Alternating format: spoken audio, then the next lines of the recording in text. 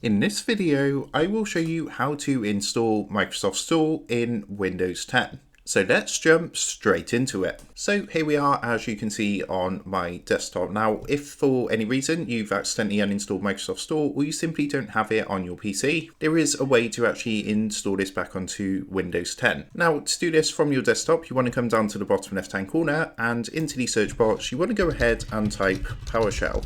Now you should see Windows PowerShell appearing underneath Best Match. Go ahead and right click onto it. And then what you want to do is click onto Run as Administrator. So what it's going to do is load up something like this. And from here, what you're going to want to do is copy and paste this code. And I will leave this in the video description down below.